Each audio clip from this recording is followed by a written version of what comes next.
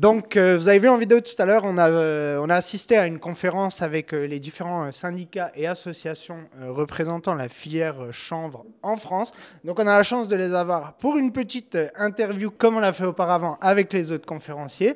Ah bah, messieurs, je vais commencer tout de suite. Qui êtes-vous?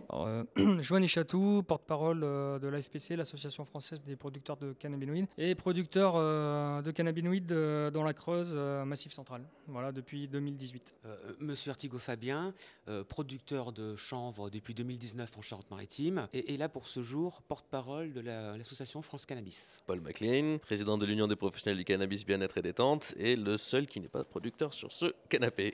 Et voilà, c'est tout, je pense. Ben ouais, désolé pour les canapés, on a peur de passer au travers, mais ça met un petit côté aussi, ça met une petite tension dans l'interview, donc c'est super cool. Ta. Ouais, c'est ça. Non, mais du coup, on va commencer par la FPC. Quel est votre rôle et j'ai envie de dire vos valeurs. Enfin, c'est quoi le but de la FPC aujourd'hui en France? Alors le but de la FPC, c'est déjà c'est le syndicat, il s'est créé à partir en fait, de la réflexion qu'on n'était pas représenté, les agriculteurs n'étaient pas représentés dans le monde des chanvres à cannabinoïdes, d'où la création de la FPC et de structurer en fait la filière agricole, de réunir les agriculteurs cannabiculteurs qui étaient un peu disséminés sur le territoire français, en sachant qu'au départ on n'était pas nombreux, que maintenant on a environ 350 adhérents répartis sur toute la France et dans les dom-tom aussi, puisqu'on a aussi des adhérents en dom-tom, Réunion et Guadeloupe, Martinique. Et nous, notre rôle, c'est de faire l'interface avec l'État pour représenter nos intérêts, les intérêts des agriculteurs, et d'essayer de faire évoluer la législation dans le bon sens, et d'essayer de structurer la profession et de prendre le rôle d'interprofession. Donc interprofession, c'est-à-dire d'être le représentant officiel de l'État sur la partie agricole, sur la question des cannabinoïdes. Donc avec une légitimité qui nous permettrait de discuter plus facilement avec les différents ministères, et de peser dans la rédaction des lois et d'être force de proposition, mais en lien avec les organismes gouvernementaux. Ce qu'on fait déjà actuellement, mais de manière non officielle et avec du coup moins de facilité et moins d'écoute que si on était vraiment une vraie interpro agricole, puisqu'on aurait une légitimité en fait supplémentaire et une crédibilité qui nous permettrait de peser dans l'orientation des lois en fait. Ok, merci. Alors, je faisais partie avant de la FPC et que j'ai quitté pour divergence d'opinion. Quand je dis divergence d'opinion, c'est davantage sur la partie stratégique et représentativité au niveau des producteurs. Et donc, nous, on a créé France Cannabis pour une association qui représente l'intégralité du cannabis, hormis ce qui touche le chanvre industriel, où là, c'est encore Interchanvre qui est l'interprofession, ainsi que quelques chanvrières qui fonctionnent avec. La FPC, c'est cannabinoïdes, comme je disais tout à l'heure. Alors, il est vrai que le combat pour le cannabis thérapeutique, on l'a mis de côté parce que c'était trop compliqué sur le moment et qu'il fallait déjà faire preuve d'excellence et de professionnalisme avec la filière chanvre bien-être. Et donc, on a créé en complément, voilà, avec une approche différente, avec quand même la notion, et j'insiste, de complémentarité et absolument pas de concurrence, et d'essayer d'apporter quelque chose, d'apporter des informations, des éléments, des propositions au niveau du gouvernement, dans l'espoir, tout comme la FPC, d'avoir enfin à un moment donné une filière agricole française de qualité, d'excellence. Parce que bon, la France, c'est quand même le pays de l'artisanat et de la paysannerie.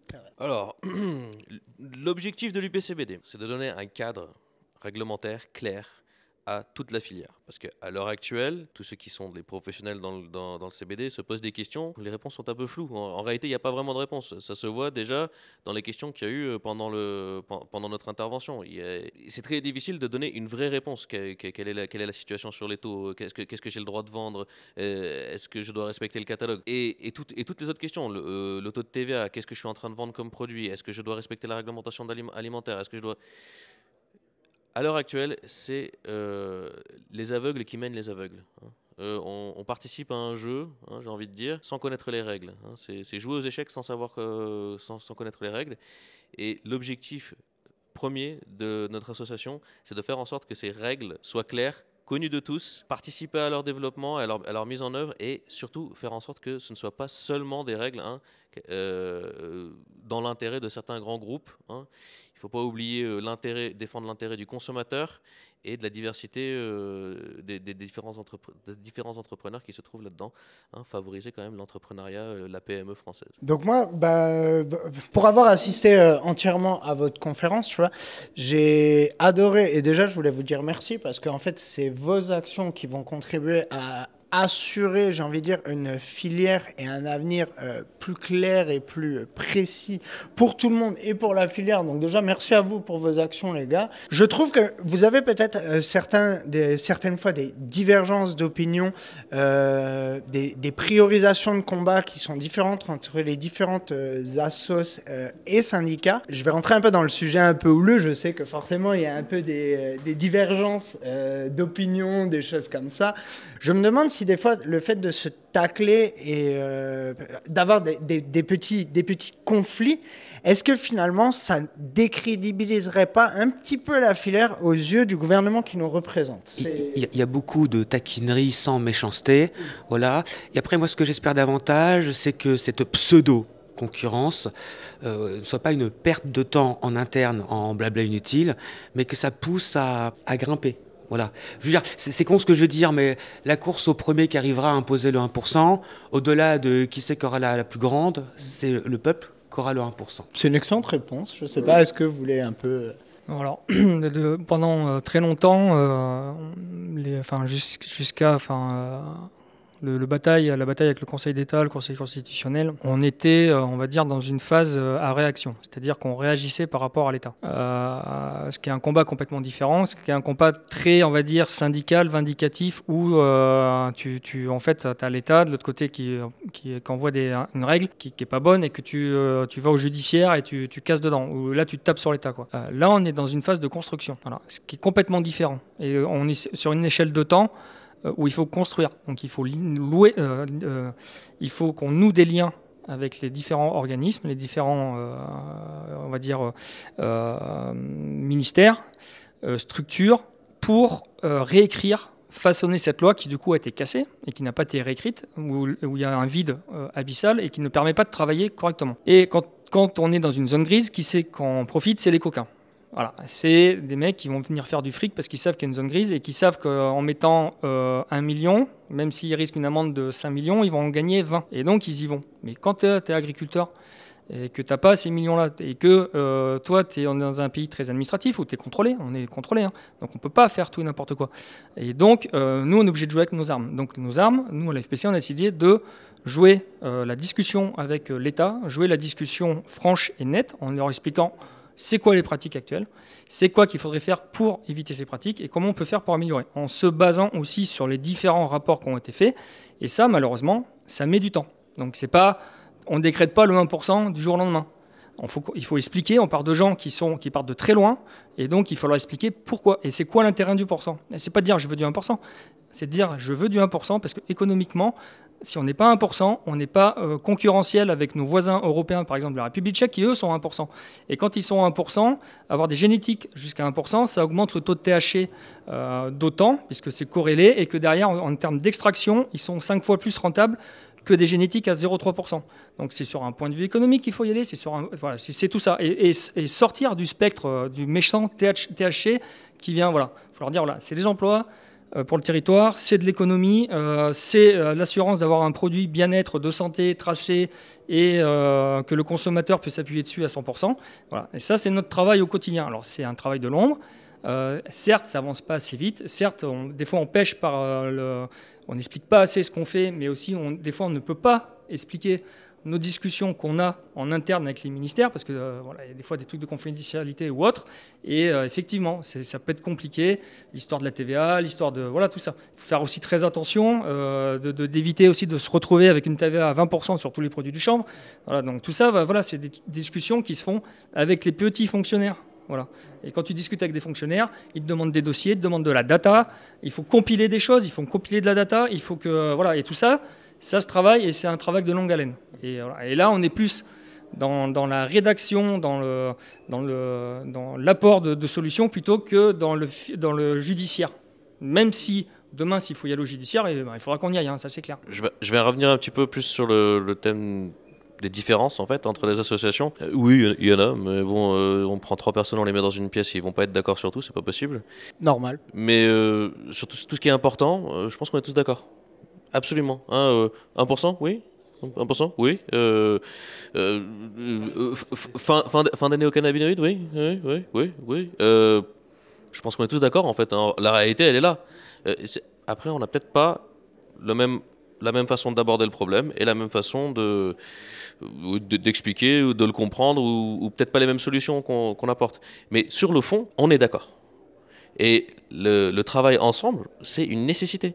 Hein, nous, avec la FPC, ça fait longtemps qu'on travaille justement à, comme tu dis, démarcher les petits administrateurs et d'autres plus gros. Mais bon, comme tu disais, c'est un petit peu plus compliqué parce que là, l'année dernière, on avait eu un petit peu des discussions avec le cabinet du Premier ministre. Mais changement de Premier ministre, changement de cabinet, donc...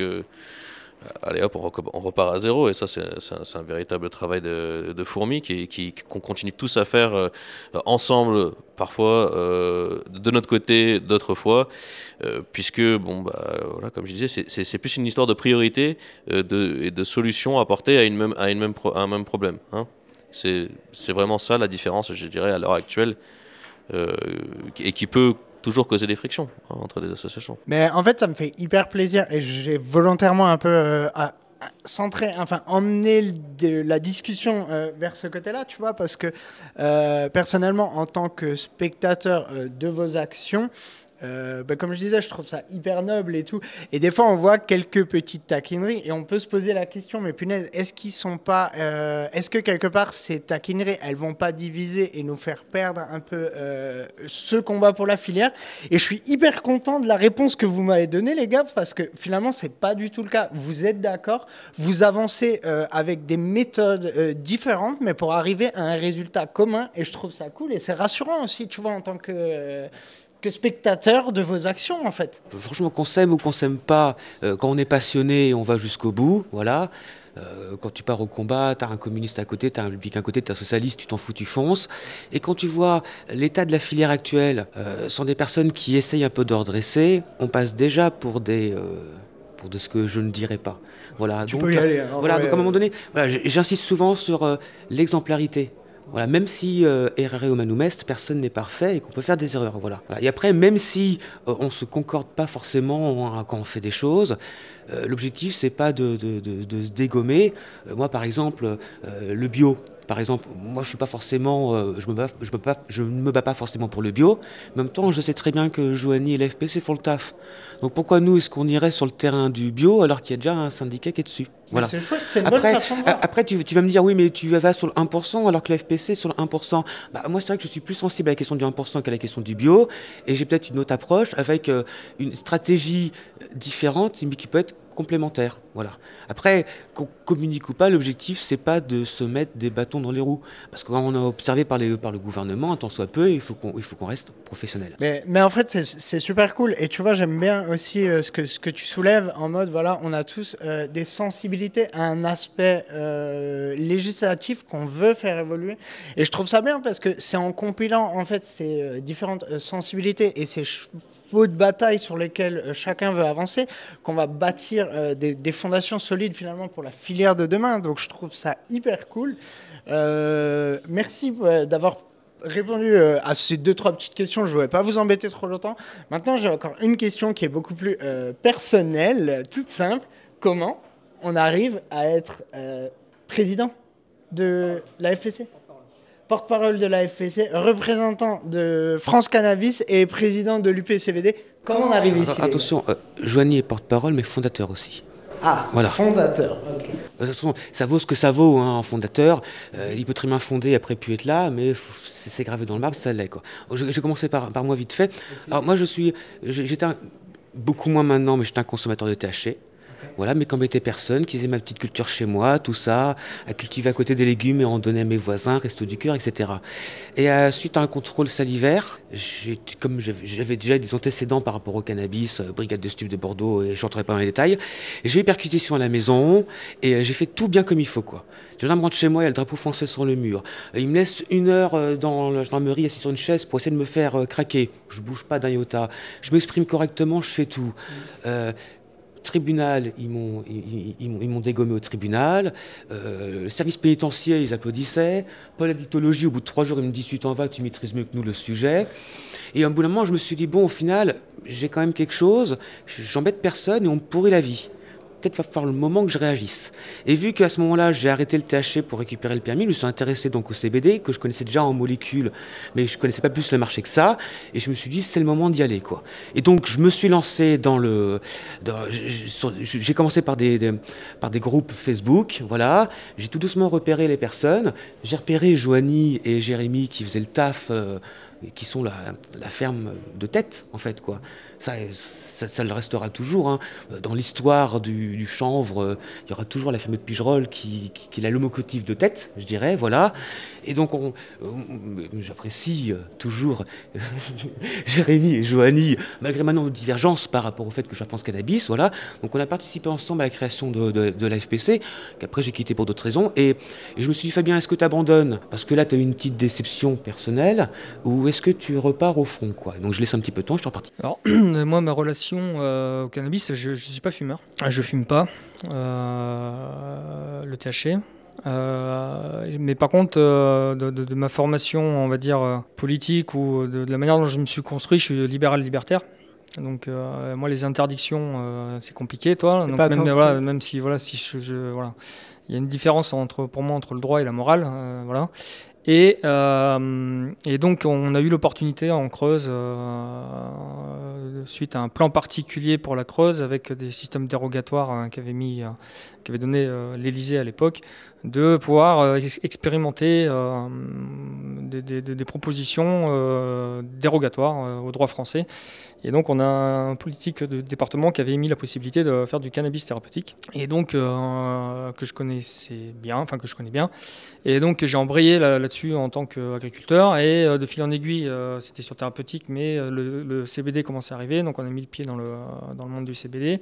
J'ai Jérémy, mon associé, qui m'a rejoint sur la partie CBD, et du fait de l'exposition creusoise et de la dérogation entre guillemets, le fait qu'il y avait les services de l'État qui nous suivaient sur cette partie-là politique, ça a fait un buzz clairement au départ qui était creusois, après régional et français.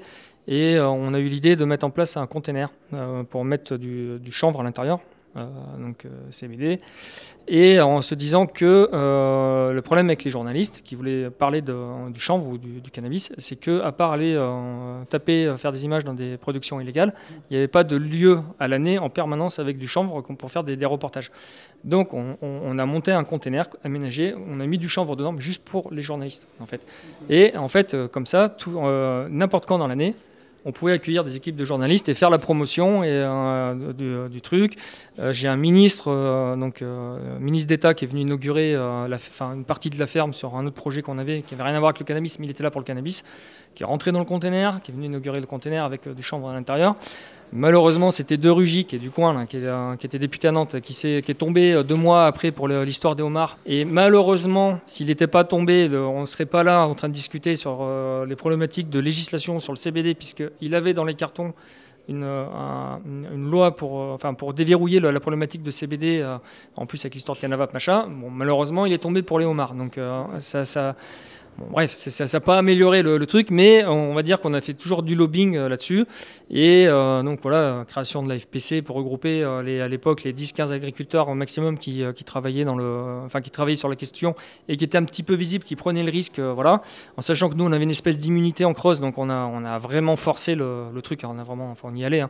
Si on reste rétrospectivement, quand on regarde ce qu'on faisait à l'époque et les publications qu'on faisait, les gens qui venaient dans le container, c'était de la folie, quoi. Mais voilà, et on assumait faire de la graine féminisée, de faire des boutures. Ça, on était en 2018-2019, quoi. Quand tu remontes en arrière, tu te dis, mais c'était possible parce qu'on avait le contexte local. Ouais. Voilà.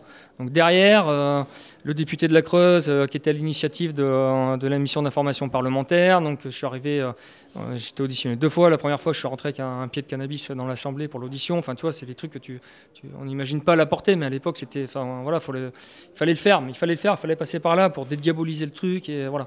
Mais voilà, donc depuis, alors j'avais eu des activités syndicales avant sur d'autres questions. J'ai toujours été impliqué dans diverses choses. J'ai aussi l'historique, moi, d'autres combats. Donc je sais très bien comment ça se passe, je sais très bien comment faire avec les autorités et tout. Et il y a un temps pour le frontal, il y a un temps pour la discussion et la construction. Voilà. Et donc, par contre, s'il faut aller repartir au combat, voilà, il faut y aller. Mais voilà, il y a un temps pour tout. Là, pour moi, on est dans la construction. Ça sert à rien d'être dans la confrontation avec Darmanin, parce qu'il n'en a rien à foutre. Et tu te confrontes avec quelqu'un que tu sais que des fois tu peux... Enfin voilà, mais là, c'est mort. Mais donc, dans le combat. Et alors, derrière, CBD, mais derrière aussi avec le THC, clairement. Mais le THC, pour moi, si on veut en profiter, nous, agriculteurs, il faut déjà construire la filière CBD. Sinon, c'est mort, ça, on passera à travers. Je l'entends. Aujourd'hui, on a de la chance d'avoir la partie CBD en fait qui n'est plus le cannabis CBD inférieur à 0,3 qui n'est plus considéré comme une drogue, et je te rejoins à fond sur le fait que si on construit quelque chose de solide et de carré, et vous l'aviez tous les trois dit d'ailleurs lors de cette conférence, si on construit quelque chose de carré, de solide avec des bonnes bases, et finalement on vient dire à notre gouvernement vous avez vu, on est organisé, on n'est pas des branlos, on fait pas n'importe quoi, c'est peut-être ça qui va poser les bases d'une future évolution de la loi concernant le chanvre récréatif. Donc je vous rejoins, je suis d'accord. Paul, du coup, comment on se retrouve De toute façon, je vais faire beaucoup plus court que Joanie, qui a un background de ouf, j'ai envie de dire. Alors moi, c'est plutôt assez simple. Donc j'ai fait des études de droit assez tardivement dans ma vie. Je faisais autre chose complètement. Avant, je faisais de l'électricité, rien à voir. J'ai fini mes études de droit. Je suis allé travailler dans une banque. Satan. Je n'ai pas d'autres mots, voilà. Donc, vu que je tiens à mon âme, je ne suis pas resté à la banque. Ensuite, je suis parti dans un autre... Rien à voir, je suis parti vivre 2 ans en Espagne. J'avais une opportunité là-bas, donc j'ai fait ce truc-là. Je suis revenu en France 2018, et là j'ai un ami qui me dit « Ouais, je me lancerais bien une magasin de CBD, mais ça m'a l'air chaud cette histoire. Toi, t'es juriste, là, tu peux m'aider ?» Je fais je sais pas, voyons voir le truc. » Alors j'ai fait une première consultation avec lui. Ma conclusion, ne fais pas de CBD. Mais c'était vraiment ça. En 2018, on n'avait pas encore eu l'arrêt Canavap, et il m'a dit est-ce que je monte un magasin de CBD? Je lui ai dit non, fais pas ça. Il m'a pas écouté. Il a ouvert son magasin de CBD. Ensuite, il en a ouvert un deuxième, il en a ouvert un troisième. Et là, il s'est dit j'ai besoin de faire une franchise, il faut que je fasse des contrats, il faut que je fasse un truc. Ça te dirait pas de venir bosser pour moi à temps plein? Je fais ouais, pourquoi pas. Moi, bosser dans le cannabis, ça me va plutôt. C'est plutôt cool. On est généralement entouré que par des gens plutôt détendus, relax.